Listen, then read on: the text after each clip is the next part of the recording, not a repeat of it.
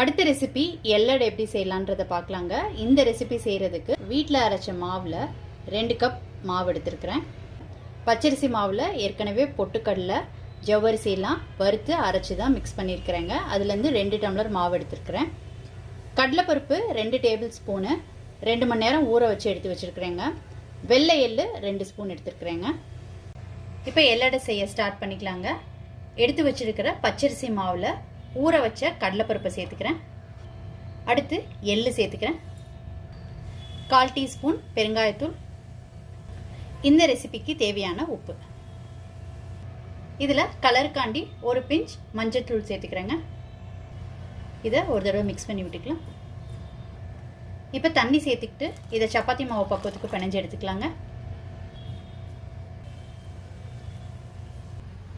சூடான எண்ணெயில் ஒரு 2 டேபிள் ஸ்பூன் எண்ணெய் சேர்த்துக்கோங்க. நீங்கள் விருப்பப்பட்டால் எண்ணெய் சேர்த்துக்கோங்க, இல்லாட்டினா பட்டரில் 2 ஸ்பூன் கூட சேர்த்துக்கலாங்க.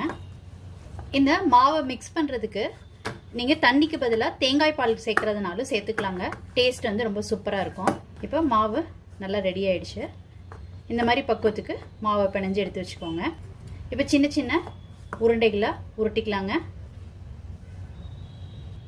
இந்த மாதிரி சின்ன சின்ன உருண்டைகளாக உருட்டி ரெடி பண்ணி வச்சுக்கிட்டிங்கன்னா தட்டை செய்கிறது ரொம்ப ஈஸியாக இருக்குங்க.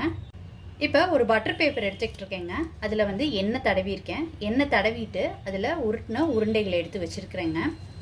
இப்போ இதை க்ளோஸ் பண்ணிக்கலாம். இதை க்ளோஸ் பண்ணிவிட்டு ஏதாவது ஒரு கிண்ணம் வச்சு இந்த மாதிரி ஃப்ளாட்டன் பண்ணிக்கிட்டிங்கன்னா ஈஸியாக இருக்குங்க. ஸோ இந்த மாதிரி ஃப்ளாட்டாக கிடச்சிருங்க. எல்லாமும் வந்து ஈவனாக வரும். இப்போ அடுத்ததை ஃப்ளாட்டன் பண்ணிக்கலாங்க. அட் டைமில் ஒரு 3 இது வந்து பண்ணி வச்சுக்கிட்டோன்னா ஈஸியாக இருக்குங்க செய்கிறதுக்கு. ஒரே நேரத்தில் 3 ரெடி பண்ணியாச்சுங்க. இப்போ இதை எடுத்துக்கலாம்.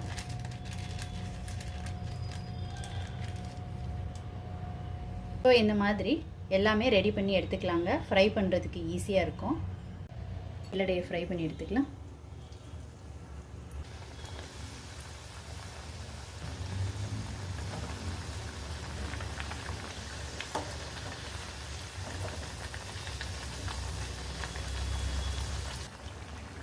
திருப்பி திருப்பி விட்டு நல்லா ஃப்ரை பண்ணியாச்சுங்க. இப்போ எடுத்துடலாம். எள்ளடை ரொம்ப சூப்பராக ரெடி ஆயிடுச்சுங்க. நீங்கள் இந்த ரெசிபி கண்டிப்பாக ட்ரை பண்ணி பாருங்கள்.